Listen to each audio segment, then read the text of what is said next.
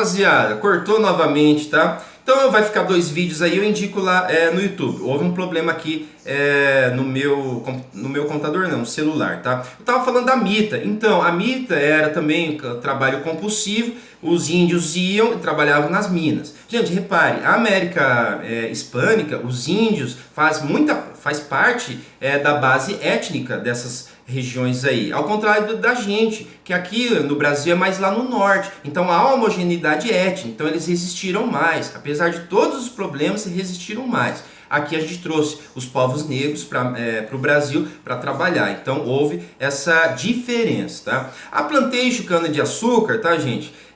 Tá ali, claro, a base da escravidão negra em toda a América Latina, como vai ser visto aí também, tá? E a pecuária também, a região ali do Rio da Prata, mas também aqui a gente tem que lembrar do Brasil que houve a pecuária no interior do Nordeste, importante também, tá? Ó, no slide 15, vai lá pro slide 15, certo? O slide 15 está mostrando assim, ó, uma imagem, né, uma foto, né, uma figura que mostra o microcosmo da hacienda. Eu só coloquei aí para vocês terem uma visualização que é meio que parecido da grande plantação lá do caso do Nordeste, tá? Então aí fica uma figura para vocês entenderem como que era essa espacialidade aí passada, tá? Ó, olhando no slide 16, a gente tem então a plantation. A gente sai então da questão das haciendas, certo? Então vamos lá para a plantation. Pessoal, a plantation, na fazenda inclusive, né, ela lidou então homogeneamente aqui na América com os povos escravizados, trouxeram da África e escravizaram. Só que aí eu estou mostrando, por exemplo, no slide 16, que as fazendas de cana-de-açúcar, no caso aí, elas se diferenciavam dentro da América Latina, principalmente quando a gente compara as fazendas ali do século XIX no Brasil, né, e as fazendas de cana-de-açúcar nas Antilhas, que são essas ilhas que estão aí no slide, tá? Ali no Mar do Caribe. A questão é que havia níveis de desenvolvimento técnico já diferente dentro da América Latina. E o Brasil, inclusive, perdeu muito espaço mercantil com a cana-de-açúcar, porque a Holanda e a França ali no Caribe, né, por isso que a gente vê que muitos falam francês ali, ou uma língua parecida, que a França ali colonizou e levou técnicas melhores. E houve uma evolução técnica da produção da cana-de-açúcar.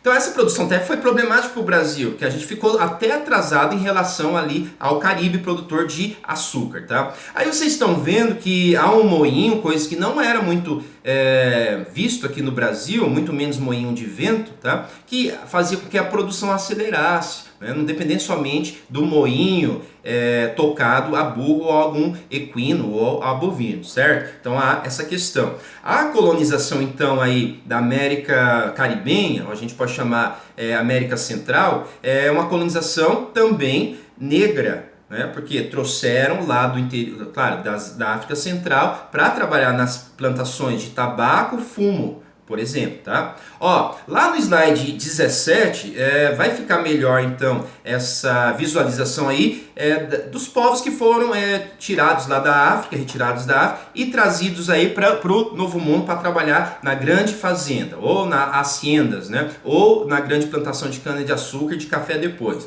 Vocês estão vendo o fluxo migratório lá no slide 17, mostrando que uma boa parte veio para o Brasil, né? Quando chega ali sudeste, já é a questão do café aqui no Brasil, para a América Central, ali nas ilhas caribenhas, e também chegou ali nos Estados Unidos. Só a escravidão nos Estados Unidos era mais sustentável. Claro que não é sustentável aqui pensando nos nossos dias de hoje, mas sustentável porque havia uma reprodução daquela mão de trabalho. Então, as melhores condições faziam os escravos sobreviverem mais, certo? Aqui não, então morria-se e trazia cada vez mais escravos para substituir então os mortos. Então houve um grande fluxo de escravos para cá, né? Escravos não de negros para virar escravos, tá? Só isso vai nos refletir aí, vai nos dar o slide 18. Vai lá para o slide 18. Esse mapa 18 aí está mostrando em tons vermelhos lugares que não existe uma porcentagem alta de negros naquela sociedade, certo? Se vocês olharem então para o continente, olhe mais para a América Latina, vocês estão vendo que o México, a Argentina, o Paraguai, a Bolívia, o Peru estão bem vermelho, né? No caso ali do Peru, é a questão que não há os povos negros, porque ali há os povos mesclados, né, com espanhol branco, indígena, né, os nativos. Dá para imaginar isso até olhando ali no estado do Amazonas, onde nós temos os brasileiros com características técnicas, né, utilizando ali a natureza, com características indígenas, né, fisicamente também, tá? Quando você olha ali, então, para... Claro, vocês estão vendo aí o Caribe, né, tem um zoom, né, em cada parte aí do território. As ilhas caribenhas ali de Cuba, as ilhas de São Domingo, do lado ali, a oeste, né, de Cuba, que hoje é o Haiti e São Domingo, a gente pode dizer que aí houve um uso da escravidão, tanto quanto aqui no Brasil. E aí foi os holandeses e os franceses que efetivaram então o povoamento aí. Lembrando, tá, gente, aquela questão do Haiti, que com a Revolução Haitiana, ali no começo do século XIX, os haitianos se dissiparam dentro do território, fazendo baixar muito a questão da qualidade técnica, né? Eles voltaram praticamente a condições piores até que o indígena que estava ali, tá? Porque houve essa questão do ecúmeno se dissipar, tá? Só então, ó, o slide 18, vou lá para o slide 18. Ah, já falei do slide 18, né? Então fica esse mapinha aí que você já consegue perceber aí. Ah, aqui tem mais indígenas, aqui tem um fator importante, a escravidão. Aqui tem um fator importante, que foi, por exemplo... Claro, eu vou voltar nesse tema aí, tá? Ó, então, como a América é um continente jovem, então a gente conseguiu observar, a gente não, né? Mas os historiadores do passado, do presente, os geólogos, etc., conseguiram observar como que as sociedades ali se transformam de uma sociedade para outra sociedade, de uma cultura para outra cultura, numa mescla inclusive, né? Uma mistura, né? A gente tem então uma sociedade híbrida, uma sociedade de mestiços no continente americano, tá certo? Se a gente olhar então para o slide 19, a gente vai entender que essa mestiçagem, esse processo civilizador, há várias maneiras de se entender isso. Como que aquela sociedade é transformada a golpes muitas vezes de espada numa sociedade nova, tá? Eu trouxe aí então as considerações de Darcy Ribeiro num livro chamado Povo Brasileiro. É outro também livro que realmente tem que ler inteiro, né? Às vezes vocês pegam... Claro, também, né? Mas às vezes vocês pegam um livro muito grande e só lê capítulo. Mas o Povo Brasileiro e Povo Brasileiro e Casa Grande e Senzala são básicos para entender a América Latina e especialmente o Brasil, tá? Ó, aí o Darcy Ribeiro nos traz então o que é a questão da transfiguração étnica. Como que um povo se transforma num povo em outro povo, tá? Primeiro, ele nos traz então a ideia da transfiguração étnica causada pela biologia, biótica no caso aí, porque, gente, as epidemias, certo? Às vezes as más adaptações do português, por exemplo, com a comida, às vezes as más adaptações dos povos brancos sobre né, o sol quente. Então nós temos uma questão biológica aí que pode dizimar um povo, como foi feito e ocorreu com os ameríndios, certo? Beleza. Só, ó, a questão ecológica, tá? Ó, os astecas e incas sofreram com isso também. Eles foram transfigurados, praticamente dizimados também, mas transfigurados em outra coisa. Quando os espanhóis chegaram, claro, os portugueses também, trouxeram bois, trouxeram galinhas, trouxeram esses animais, e esses animais começaram a competir espaço e recursos com os próprios indígenas. Então, campos de plantação, campos de pastagem, campos para produzir alimento, foi expulsando essas pessoas aí, e a relação com esses animais pode nos causar um aumento populacional, por exemplo. Melhora, por exemplo, a questão da proteína. Tá? Não é mais a caça, por exemplo, certo? Então há essa questão ecológica. Daí é importante para nós, né? É importante vocês irem, né, no livro do Darcy Ribeiro aí para você ler, inclusive eu passei as páginas aí, tá? Na atividade. Para você entender que aí a geografia é importante, como que o espaço e a modificação daquela natureza pode transformar então aquela sociedade, tá? Ó, econômica.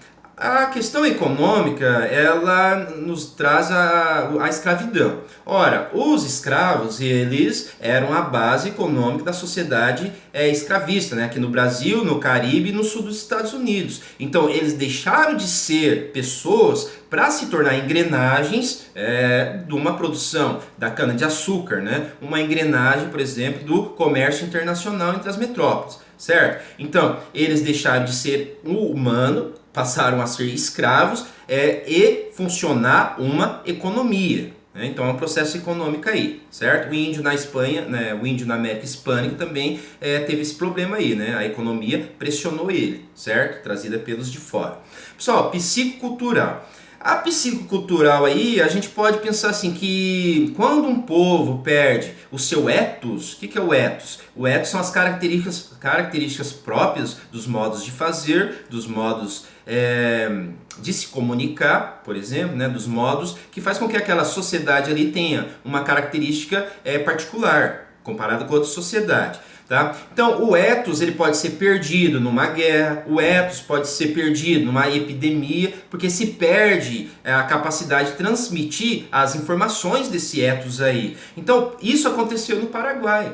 Como houve praticamente 70% da população paraguaia morreu ali na guerra do século XIX, a guerra do Paraguai, a gente pode dizer... século XIX, tá? A gente pode dizer então que o Paraguai, o ethos paraguaio, a vontade de existir como nação foi um pouco perdida, quase completamente perdida. Então a gente pode dizer que há o processo de transfiguração étnico-cultural, quando se perde a cultura, tá? Isso é muito conhecido no mundo todo, certo?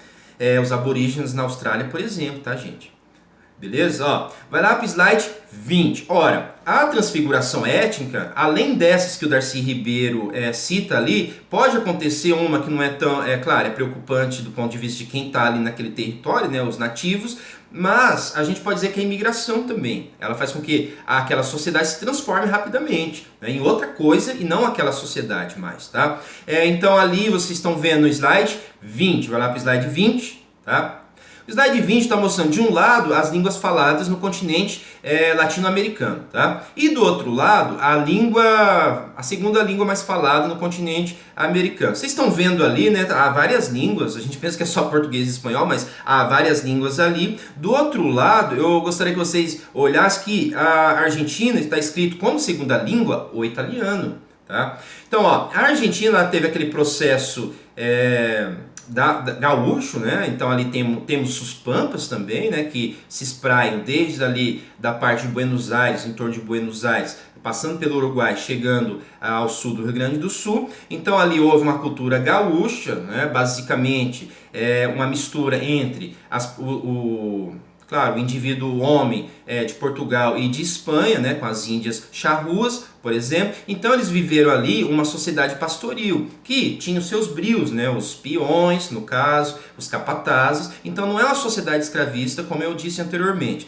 Mas o interessante aí é que isso foi muito transformado quando a Argentina, efetivando seu branqueamento, uma ideologia bastante interessante, mas malévola, né, ali no século XIX, fez com que uma parte dos seus indígenas, né, claro, uma parte já vivia na pobreza, então foram perecendo, mas também a questão dos negros, também tinha-se a questão da escravidão na Argentina. Então a Argentina, ela primeiramente, lá no século XIX, mandou muitos negros para o fronte, até mesmo prometendo a libertação aqui, mas eles tiveram uma libertação outra, né, que talvez eles não queriam, tá? E essa questão fez com que houvesse uma modificação na estrutura étnica da Argentina. Então hoje a Argentina ela tem 3% só de negros, antes tinha muito mais, foram mortos. Claro, eles foram mortos também pela pobreza, pela fome, pela exclusão social também, certo? Então a Argentina recebeu muitos italianos e é o segundo país em porcentagem aqui no continente americano que recebeu mais imigrantes, certo? Por isso que a gente pode dizer que a cultura portenha já é também uma cultura italiana. também, certo? Beleza. Então fica explicado essa transfiguração étnica por meio da imigração. O Brasil também tentou isso, certo? Só, nós estamos chegando ao próximo do fim aí. Eu gostaria que só que vocês visualizassem aí no slide 20, no slide 21, aquele bairro colorido, né, que tem em Buenos Aires. Ali tem um mapa da Argentina mostrando então a distribuição em porcentagem, claro, do caldo italiano nesse país, certo? Um mapa muito simples, só para vocês se situarem aí visualmente, certo? E lá no slide 22, vai lá para o slide 22, a gente tem então isso que eu falei refletido num mapa que basicamente aparece lá no 8º ano, certo? Antes de todas as questões, claro, antes tem aquela questão da globalização. No 8º ano vai ter esse mapa aí, em muitos livros, e vai destrinchar região por região dentro da América Latina, beleza? Então, ó, eu só vou dar uma olhada aqui, né, se eu deixar alguma coisa para trás. Então o vídeo ele vai ficar duplo aí, vai ser 2 vídeos, porque houve esse problema no celular, tá? Eu tô olhando aqui, né? Sempre eu deixo alguma coisa para trás, gente. Ao vivo, né? Em sala, a gente lembra mais das coisas. Só, tô vendo que não deixei nada mais, tá? Certo? Então, se eu deixei, na próxima aula a gente conversa. Beleza? Então eu vou me despedir aqui, vou me despedir aqui. Espero que todos estejam bem aí, na medida do possível, né? Repito, força, não desistam, né? O correto, não desistam.